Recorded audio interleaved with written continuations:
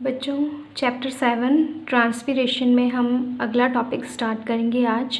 रंध्र गति की क्रियाविधि, स्टोमेटा जो मूवमेंट होती है उसकी मैकेनिज्म कैसे होती है उसका आज हम अध्ययन करेंगे। तो सबसे पहले हमें पता होना चाहिए रंध्र गति क्या है। रंध्रों के खुलने और बंद होने की जो प्रक्रिया है, ठीक है, रंध्र गति क्या है, इसके ओपन एंड क्लोजिंग जो है उसी को हम क्या कहते हैं, रंध्र गति कहते हैं। ठीक है, तो इससे संबंधित जो मैकेनिज़्म है उससे संबंधित 3 जो है सिद्धांत अपनी बुक में दिए गए हैं। सबसे फर्स्ट जो थ्योरी है वो दी गई है स्टार्च शुगर हाइपोथेसिस, स्टार्च शर्करा परिकल्पना। ठीक है, दूसरी है स्टीवर्ट परिकल्पना और थर्ड है सक्रिय पोटेशियम आयन स्थानांतरण सिद्धांत। तो 1 बाय 1 हम इनको देखते हैं किस प्रकार है ये। सबसे पहले स्टार्च शुगर जो हाइपोथेसिस है, इसमें याद रखना ये किसने दी थी, J.D. सायरे ने दी थी। ठीक है, और इन्होंने बताया था कि दिन में और रात्रि में, जैसे दिन में स्टोमेटा आपको पता है ओपन रहते हैं और रात्रि में क्लोज हो जाते हैं। तो ऐसा क्या होता है, किस वजह से ये ओपन होते हैं, किस वजह से ये क्लोज होते हैं, वो हम आज इसमें पढ़ेंगे।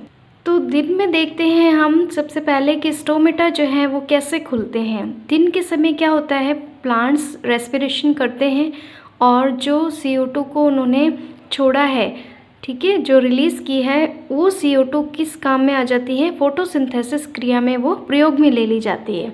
तो पत्तियों में जो है रेस्पिरेशन हो रहा है, CO2 जो है बढ़ रही है, लेकिन उस CO2 को जो है फोटोसिंथेसिस मैकेनिज्म में प्रयोग में ले लिया जा रहा है। तो CO2 की क्या हो जाती है, वहाँ पर लीव्स में कमी हो जाती है। ठीक है, इसकी मात्रा कंसंट्रेशन CO2 की कम हो जाती है।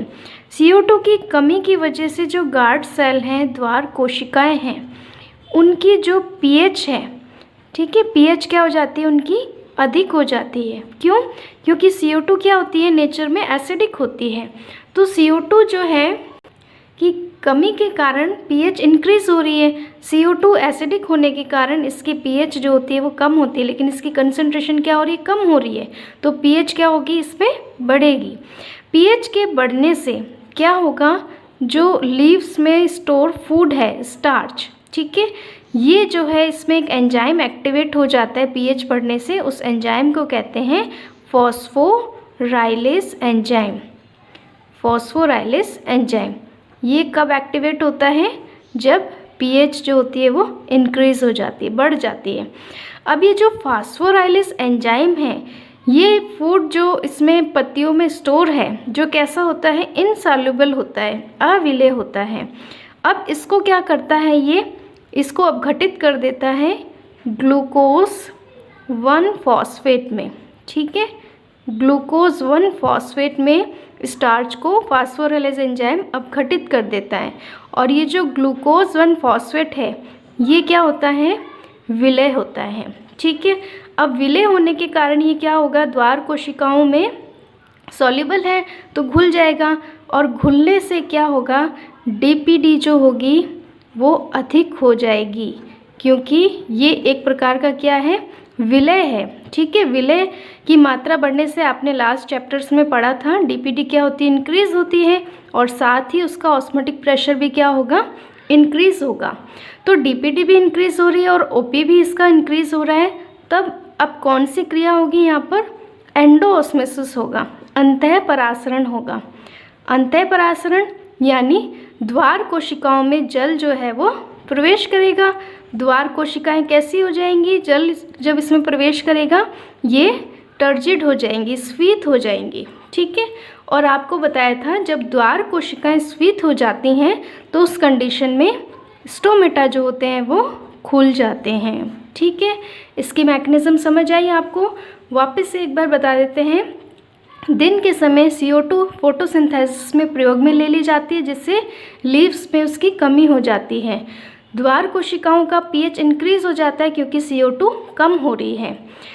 pH इंक्रीज़ होने से एक एंजाइम एक्टिवेट हो जाता है जिसे फॉस्फोराइलेज एंजाइम कहते हैं। ये स्टार्च को, अविलेय जो स्टार्च है उसको विलयशील ग्लूकोज 1 फॉस्फेट में अपघटित कर देता है। विलय जो है इसकी मात्रा बढ़ने से ऑस्मोटिक प्रेशर और DPD इंक्रीज़ हो जाएगा, जिससे एंडोऑस्मोसिस होगा।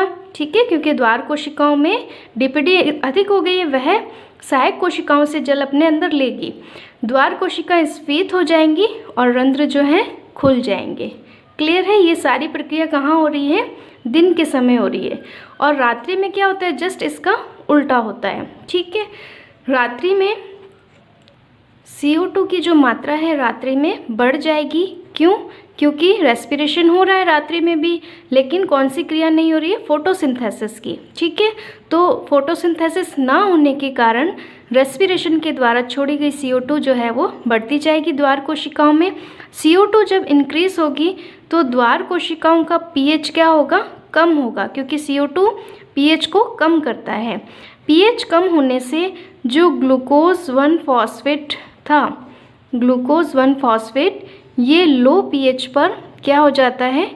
वापस से स्टार्च में कन्वर्ट हो जाता है। ठीक है, अब स्टार्च क्या है? इनसॉल्युबल है, तो इनसॉल्युबल होने की वजह से विलय की कमी आ गई है द्वार कोशिकाओं में। विलय कम हो गया तो डीपीडी कम हो गया और इसका ऑस्मोटिक प्रेशर भी कम हो गया। ठीक है, जिसके कारण कौन सी क्रिया होती है? बहिःपरासरण या एक्सोऑस्मोसिस क्रिया होती है। द्वार कोशिकाओं से जल जो है वो सहायक कोशिकाओं में चला जाएगा और द्वार कोशिकाएं कैसी हो जाएंगी? श्लथ हो जाएंगी। श्लथ होने के कारण, ठीक है, रंध्र जो होंगे कैसे हो जाएंगे? आपको बताया था जब द्वार कोशिकाएं श्लथ हो जाती हैं तो रंध्र बंद हो जाते हैं। वापस से रात्रि में CO2 की कंसंट्रेशन बढ़ जाती है, pH कम हो जाती है, ग्लूकोज 1 फॉस्फेट स्टार्च में कन्वर्ट हो जाता है। स्टार्च एक अघुलनशील होता है, जिसके वजह से विलय की मात्रा कम हो जाती है द्वार कोशिकाओं में, जिसकी वजह से ऑस्मोटिक प्रेशर और डीपीडी कम होता है और इनके कारण एक्सोस्मोसिस द्वार कोशिकाएं करती हैं और द्वार कोशिकाएं एक्सोस्मोसिस के कारण श्लथ हो जाती हैं। ठीक है, और रंध्र जो होते हैं वो बंद हो जाते हैं। तो ये परिकल्पना क्या है? स्टार्च शुगर हाइपोथेसिस है, जो कि किसने दी थी? J.D. सायरे ने दी थी। ठीक है, दूसरी परिकल्पना होती है, दी थी स्टीवार्ड ने। स्टीवार्ड ने स्टार्च शुगर हाइपोथेसिस को ही आगे बढ़ाया था। बस इन्होंने थोड़ा सा इस परिकल्पना को थोड़ा सा मॉडिफाई किया था। उन्होंने क्या बताया था कि जैसे स्टार्च शुगर जो हाइपोथेसिस है, जो कि J.D. सायरे ने दी थी, इन्होंने तो कहा था स्टार्च जो होता है ग्लूकोज 1 फॉस्फेट बनाता है, लेकिन स्टीवार्ड ने इसी परिकल्पना को आगे बढ़ाया और कहा कि ये जो ग्लूकोज 1 फॉस्फेट है आगे ये और जो है ग्लूकोज 6 फॉस्फेट में बदलता है। ग्लूकोज 1 फॉस्फेट ग्लूकोज 6 फॉस्फेट में बदलता है और अंत में ग्लूकोज 6 फॉस्फेट से ग्लूकोज बनता है। ठीक है, जो कि ग्लूकोज 1 फॉस्फेट से ज़्यादा घुलनशील होता है। ठीक है, ज़्यादा घुलनशील होगा तो विलय की मात्रा ज़्यादा होगी और डीपीडी और ऑस्मोटिक प्रेशर भी ज़्यादा होगा, अंत्यपरासरण की क्रिया अधिक होगी, कोशिकाएं द्वार कोशिकाएं स्फीत होंगी, रंध्र खुल जाएंगे। मतलब स्टीवार्ड ने सिर्फ यहाँ पे ही चेंज बताया था, बाकी पूरी J.D. सायरे वाली परिकल्पना कंप्लीट वही थी। ठीक है, बस इतना सा अंतर था कि ग्लूकोज 1 फॉस्फेट आगे 6 फॉस्फेट बनाएगा और अंत में अधिक घुलनशील विलय ग्लूकोज में बदल देता है। क्लियर है बच्चों? रंध्रों की खुलने और बंद होने की क्रियाविधि में तीसरा जो सिद्धांत है वो बहुत ही इम्पॉर्टेंट है और सर्वमान्य सिद्धांत है, सक्रिय पोटेशियम आयन स्थानांतरण सिद्धांत। ठीक है, किसने दिया था? सबसे पहले इमामुरा और फ्यूजिनो ने यह दिया था, लेकिन इसको रूपांतरित किसने किया था? लेविट ने किया था। तो क्रेडिट जो है इस थ्योरी को देने का किसको दिया जाता है? लेविट को दिया जाता है। बहुत ही इंपॉर्टेंट है, लेविट हाइपोथेसिस भी इसे बोला जाता है और सबसे अधिक सर्वमान्य सिद्धांत यही है। ठीक है, तो सामने चित्र में आप देख रहे हैं, ये किसका चित्र है? पिछले आपने वीडियो में देखा है, ये रंध्र उपकरण का चित्र है जिसमें ये रंध्र है, सहायक कोशिकाएं और ये द्वार कोशिकाएं हैं। तो हम इसकी मैकेनिज्म देखते हैं कि दिन के समय रंध्र जो खुलते हैं वो किस प्रकार खुलते हैं। तो लेविट परिकल्पना के अनुसार दिन के समय क्या होता है? CO2 की कंसंट्रेशन कम हो जाती है। ठीक है, क्योंकि फोटोसिंथेसिस में CO2 यूज़ ले ली जाती है। CO2 की कम कंसंट्रेशन में इसमें जो मैलिक अम्ल है ठीक है। द्वार कोशिकाओं में स्थित जो मैलिक अम्ल है ये CO2 की कम कंसंट्रेशन में क्या हो जाता है, अपघटित हो जाता है और अपघटित होकर के H+ आयन और मैलेट का निर्माण करता है। चूँकि अम्ल है इसलिए H+ आयन रिलीज करेगा ये और मैलेट और H+ आयन ये बनाता है। ये जो H+ आयन है ये कहाँ स्थानांतरित हो जाते हैं, ये सहायक कोशिकाओं में स्थानांतरित हो जाते हैं। ठीक है। और धनायन की पूर्ति करने हेतु, क्योंकि द्वार कोशिकाओं में धनात्मक आयन की कमी हो गई है, अब इसकी पूर्ति करने हेतु सहायक कोशिकाओं से पोटेशियम आयन कहाँ स्थानांतरित होते हैं, द्वार कोशिकाओं में आ जाते हैं। मैलेट और पोटेशियम आयन दोनों मिलकर के पोटेशियम मैलेट का निर्माण करते हैं। पोटेशियम मैलेट के कारण द्वार कोशिकाओं का जो ऑस्मोटिक प्रेशर है वो क्या होता है, इंक्रीज हो जाता है, बढ़ जाता है। ठीक है। द्वार कोशिकाओं का जब ऑस्मोटिक प्रेशर बढ़ जाएगा तब सहायक कोशिकाओं से जल जो है वो इसमें आ जाएगा, द्वार कोशिकाओं में। ठीक है। अंतःप्रासरण की क्रिया होगी जिससे द्वार कोशिकाएं कैसी हो जाएंगी, स्फीत हो जाएंगी, टर्जिड हो जाएंगी। और स्फीत होने से जो रंध्र हैं, जब द्वार कोशिकाएं स्फीत हो जाती हैं तो स्टोमेटा क्या होते हैं, खुल जाते हैं। ठीक है। तो ये सारी क्रिया किस में होती है, ये दिन के समय होती है।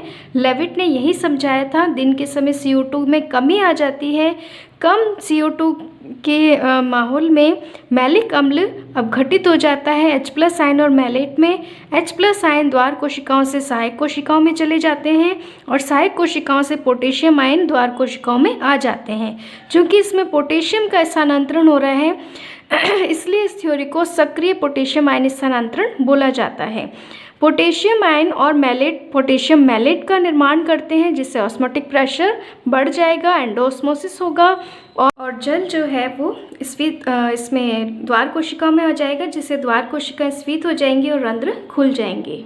अब रात्रि में हम देखते हैं कि स्टोमेटा जो है वो क्लोज कैसे होते हैं। लेविट परिकल्पना के आधार पर अनुसार CO2 की जो है मात्रा रात्रि में बढ़ जाती है और रात्रि में जब CO2 की मात्रा बढ़ती है तो मैलिक अम्ल स्टार्च में बदल जाता है। ठीक है।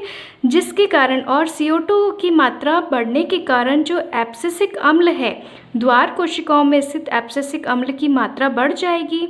और ये जो एब्सिसिक अम्ल एक प्रकार का क्या है, प्लांट हार्मोन है। और भी प्लांट्स हार्मोन आपने पढ़े होंगे जैसे ऑक्सिन, जिब्रेलिन, साइटोकाइनिन, लेकिन ये जो है ये वृद्धि निरोधक हार्मोन है। एब्सिसिक अम्ल के कारण जो द्वार कोशिकाओं में स्थित पोटेशियम आयन है वह सहायक कोशिकाओं में स्थानांतरित हो जाते हैं, जिसके कारण द्वार कोशिकाओं का ऑस्मोटिक प्रेशर डिक्रीज हो जाता है, कम हो जाता है और इसके वजह से द्वार कोशिकाओं से जल सहायक कोशिकाओं में चला जाता है, जिससे द्वार कोशिकाएं कैसी हो जाएंगी, श्लथ हो जाएंगी, फ्लैसिड हो जाएंगी और रंध्र क्या हो जाएंगे, फ्लैसिड होने से बंद हो जाएंगे। ठीक है। तो ये सारी क्रिया कब होती है, रात्रि के समय होती है। एब्सिसिक अम्ल का मेन रोल होता है स्टोमेटा को क्लोज करने का। ठीक है। आगे आने वाले चैप्टर्स में आप इसका मेन जो है फंक्शंस पढ़ेंगे, क्या क्या है इसके और फंक्शंस। तो मेन क्या है, स्टोमेटा क्लोज करने में इसको हेल्प लिया जाता है। जैसे अगर एब्सिसिक अम्ल का छिड़काव अगर लीव्स पे कर दिया जाए तो उनमें स्टोमेटा जो है वो क्लोज होंगे और उनमें ट्रांसपिरेशन की रेट को हम कम कर सकते हैं। तो ये सारी मैकेनिज्म है। सबसे जो अच्छी मैकेनिज्म है वो है सक्रिय पोटेशियम आयन स्थानांतरण सिद्धांत। तो ये क्लियर हो गया होगा सब बच्चों को आपको।